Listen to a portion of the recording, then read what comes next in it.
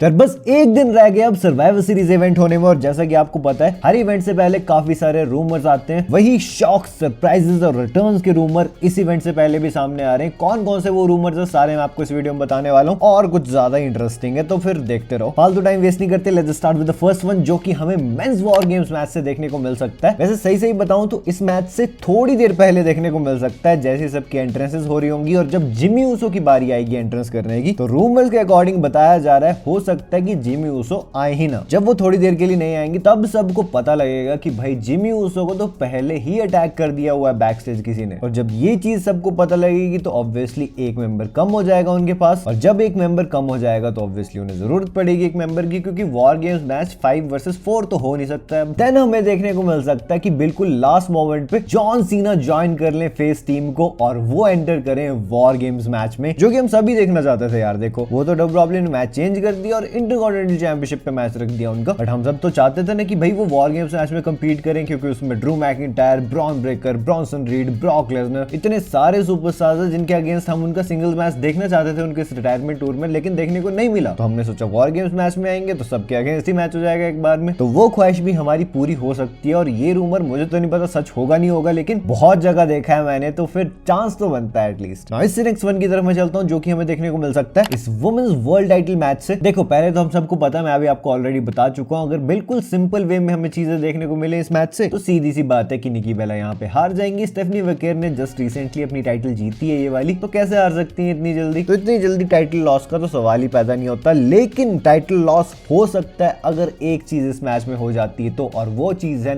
निकी बेला की बहन ब्री बेला का रिटर्न। अब देखो ये हवा में बातें नहीं हो रही है यहाँ पे, क्योंकि ब्री बेला ऑलरेडी काफी बार बोल चुकी है कि वो 1 फाइनल रन देना चाहती है WWE में, एंड इवन उन्होंने रिसेंटली उनके शो पे बोला भी था जब निकी बेला ने उसे पूछा कि वो हेल्प करने आएंगी क्या उनकी वर्ल्ड टाइटल जीतने में, तो ब्री ने कहा यू नेवर नो। तो डेफिनेटली चांस बनता है भाई ब्री बेला के रिटर्न करने का, क्योंकि निकी बेला ने ऑलरेडी बता दी कि ये उनका फाइनल रन है WWE में। ब्री बेला भी एक फाइनल रन देना चाहती है, तो कैसे नहीं आएंगी, आ जरूर सकती है। और इससे होगा ये कि टिपिकल फैशन में जो हमें चीजें देखने को मिलती है ना, कि एक बेफेस सुपरस्टार जीत गई, एक न्यू कमर को वर्ल्ड टाइटल मिल गई, उसके बाद वो रेसलमेनिया तक जाएगी, वो फालतू चीजें नहीं देखने को मिलेगी हमें। उससे क्या होता है कि काफी फ्लैट हो जाता है टाइटल रेन। यहाँ पे अगर निकी बेला सच में वर्ल्ड टाइटल जीत जाती है एज अ हील प्लस ब्री बेला की हेल्प से, तो बहुत इंटरेस्टिंग हो जाएंगी चीजें, सोचो आगे। और WWE चीजें इंटरेस्टिंग क्यों नहीं करना चाहिए, क्योंकि इसके बाद रोड टू मेनिया शुरू हो जाने वाला है जनवरी से, और जब निकी का भी फाइनल रन है तो वर्ल्ड टाइटल उनके पास भी जाना एक बार बनता है ना। तो मैं तो एक्साइटेड हूँ, हो सकता है ये चीज पॉसिबल हो जाए। बाकी इससे नेक्स्ट रूमर सामने आ रहा है इस इंटरकॉन्टिनेंटल चैंपियनशिप मैच से, जिसमें की जॉन सीना अपनी टाइटल डिफेंड करने वाले हैं अगेंस्ट डोमिनिक मिस्टीरियो की। मैच के एंडिंग मोमेंट्स में जजमेंट डे हेल्प करने आ सकती है डोमिनिक मिस्टीरियो की, लेकिन हेल्प नहीं करेगी क्योंकि फिन बैलर फाइनली टर्न कर जाएंगे डोमिनिक मिस्टीरियो के ऊपर और कॉस्ट करवा देंगे उन्हें उनकी इंटरकॉन्टिनेंटल चैंपियनशिप। अब मैं तो पर्सनली बहुत ही ज्यादा टाइम से देखना चाहता हूं, लेकिन WWE टर्न करती नहीं। एक टाइम पे बंदा फ्रस्ट्रेट हो जाता है कि भाई कर तो रहे नहीं हो, टीज क्यों करते रहते हो। बट अनएक्सपेक्टेडली ये चीज हमें सर्वाइवर सीरीज से देखने को मिल सकती है। रीजन बिल्कुल सिंपल सा है, क्योंकि जॉन सीना के साथ काफी कंफ्यूजिंग चीजें हैं अभी। हो सकता है टाइटल वो हार जाए, ये भी हो सकता है कि वो टाइटल रिटेन कर लें और फाइनल मैच तक लेके जाए अपने सैटरडे नाइट्स मेन इवेंट में। बट जो भी होगा मजेदार जरूर होगा, क्योंकि फाइनली हमें जजमेंट डे का स्प्लिट देखने को मिल जाएगा। चलो एक और स्प्लिट की बात कर लेते हैं, स्प्लिट की बात चली रही है तो, जो कि हमें देखने को मिल सकता है शार्लेट फ्लेयर और एलेक्सा ब्लिस का वॉर गेम्स मैच में, जब शार्लेट टर्न कर जाए एलेक्सा ब्लिस पे। देखो इनकी अभी फ्रेंडशिप काफी ज्यादा इंटरेस्टिंग चली, इन्होंने वुमेन्स टैग टीम चैंपियनशिप जीती, लेकिन अब वो टाइटल्स हार चुकी हैं। जब टाइटल्स इनके पास नहीं है तो टैग टीम में रहने का भी अब कोई फायदा रहा नहीं है। और हमें पता है एलेक्सा ब्लिस और शार्लेट फ्लेयर कोई लल्लू बंजू सुपरस्टार नहीं है, तो है नहीं, बिल्कुल टॉप नॉच लेवल की है ये। और इन जैसी सुपरस्टार्स को टैग टीम डिवीजन में बहुत टाइम तक डाले रखना सेंस नहीं बनाता है, तो काफी हद तक चांस बनता है कि शार्लेट टर्न कर जाए एलेक्सा पे और फिर हमें इनकी फ्यूड देखने को मिल जाए, जो कि फर्दर WWE इवेंट्स में मे बी रेसलमेनिया तक भी चली जाए। और वैसी भी स्टोरी तो अच्छी खासी बिल्ड हो ही गई है ऑलरेडी, तो इस चीज के लिए मैं एक्साइटेड रहूंगा। चांसेस मुझे कम ही लगते हैं वैसे, अगर ये टर्न होगा भी तो मुश्किल है कि सर्वाइवर सीरीज में हो, लेकिन रूमर्स तो मैंने आपको बता दिया। बाकी इससे नेक्स्ट एक और टर्न हमें देखने को मिल सकता है, वो है अनएक्सपेक्टेड बिल्कुल ईओ स्काई की तरफ से, जब वो फाइनली ज्वाइन कर लें काबुकी वॉरियर्स को, जो कि उनके अगेंस्ट कंपीट करने वाली है वॉर गेम्स मैच में। हम सबको पता है काबुकी वॉरियर्स कितने टाइम से ईओ स्काई को मक्खन लगा रही थी कि भाई आजा हमारी साइड ऐसा वैसा, लेकिन वो नहीं आ रही थी, तो उन्होंने टर्न ही कर दिए ईओ स्काई पे फिर। बट रूमर के अकॉर्डिंग हो सकता है कि ईओ स्काई ज्वाइन कर ले फाइनली काबुकी वॉरियर्स को, जिसका चांस मुझे तो बिल्कुल ही नहीं लगता, क्योंकि सिंपल सी बात है ईओ स्काई और रिया रिप्ली की टैग टीम को अभी बहुत ज्यादा पसंद कर रहे हैं सब। मेरे हिसाब से तो एक बार तो इन्हें वुमेन्स टैग टीम टाइटल जीतनी चाहिए एक साथ, फिर जो भी टर्न वर्न होना उसके बाद हो जाए। तो हाँ रूमर है बट मुझे पर्सनली पॉसिबल नहीं लगता। बाकी इससे जो नेक्स्ट है अगेन एक बेट्रेयल हमें देखने को मिल सकता है मेंस वॉर गेम्स मैच से, जे ऊसो टर्न कर जाए जिमी ऊसो पे। डब्ल्यूडब्ल्यूई काफी लंबे टाइम से टीज कर रही थी जे ऊसो का हील टर्न, लेकिन वो उन्होंने किया नहीं। स्पेशली सारी खराब चीजें जिमी, जे और रोमन के बीच ही तो हो रही थी। जे ऊसो को रोमन रेंस बिच बुलाया जाता है, जिमी के साथ तो वैसे ही उनके पंगे चल रहे थे काफी टाइम से, लेकिन अचानक से डब्ल्यूडब्ल्यूई ने बस बातों में सारी चीजें ठीक कर दी दोनों सुपरस्टार्स के बीच। अब पता नहीं क्या होगा, और एकदम से समझ ही नहीं आया कि भाई वो जो पूरा हील टर्न करने वाला सिस्टम था वो तो वैनिश ही कर दिया एकदम से डब्ल्यूडब्ल्यूई ने। लेकिन फाइनली वो टर्न हो सकता है जब कोई एक्सपेक्ट न कर रहा हो सर्वाइवर सीरीज में। अगेन मुझे कम चांसेस लगते हैं क्योंकि सर्वाइवर सीरीज में इतने सारे लोगों के बीच कहाँ ही हील टर्न करेंगे, लेकिन सर्वाइवर सीरीज से कुछ भी पॉसिबल है। और क्यों पॉसिबल है वो भी मैं आपको बताऊंगा बस थोड़ी देर में। पहले फाइनल शॉकर तो मैं आपको बता देता हूँ जो कि हमें देखने को मिल सकता है again men's war games match से ही, जब सीएम पंक अपना हील टर्न कर ले और कॉस्ट करवा दे अपनी टीम को ये वॉर गेम्स मैच, और वो ज्वाइन कर ले पॉल हेमन की साइड को। देखो ये रूमर काफी स्प्रेड हो रहा था, अभी लोग सारे एक्सपेक्ट कर रहे हैं कोडी रोड्स का हील टर्न या जे ऊसो का हील टर्न, लेकिन सीएम पंक का हील टर्न कोई भी एक्सपेक्ट नहीं कर रहा है। और वैसे भी देखो जब से उन्होंने रिटर्न किया वो काफी टाइम से बेफेस सुपरस्टार ही चल रहे हैं और उनके पास बहुत सारी चीजें करने को बची भी नहीं एज अ बेफेस। अब मोस्ट ऑफ द सुपरस्टार्स के अगेंस्ट उन्होंने फ्यूड दे दिया है, कंप्लीट कर लिया है, ऑलरेडी वर्ल्ड चैंपियन है, तो इससे ज्यादा वो क्या ही कर लेंगे एज अ बेफेस। डब्ल्यूडब्ल्यूई एक शॉकर पुल ऑफ कर सकती है, और रीजन अब मैं आपको बताता हूँ जो मैं बोल रहा था, क्योंकि पॉल हेमन ने रिसेंटली एक इंटरव्यू में बोला है कि सर्वाइवर सीरीज उनके लिए एक ऑडिशन है ताकि जो भी सर्वाइवर सीरीज देखे वो रेसलमेनिया के लिए टिकट्स ले। तो एक तरह से सर्वाइवर सीरीज उनके लिए ऐड होने वाली है कि वो जो भी दिखाएंगे वो इसलिए होगा कि भाई ये देखो ये करते हैं हम, और लोग एक्साइट होकर रेसलमेनिया की टिकट्स बाय करें क्योंकि ब्लैक फ्राइडे सेल चल रही है वहां पे। यानी इतनी चीज तो कंफर्म्ड है कि भाई डब्ल्यूडब्ल्यूई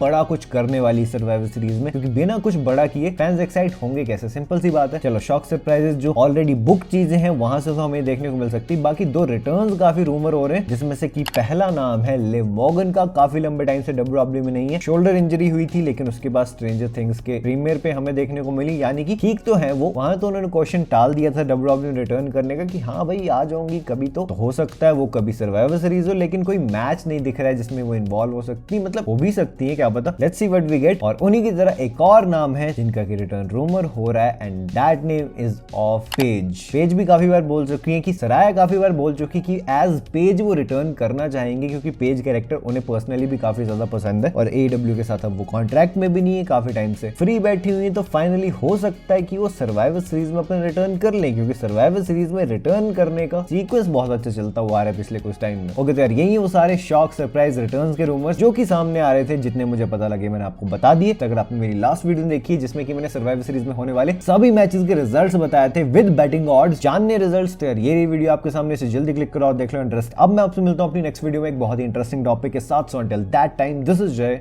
साइनिंग आउट।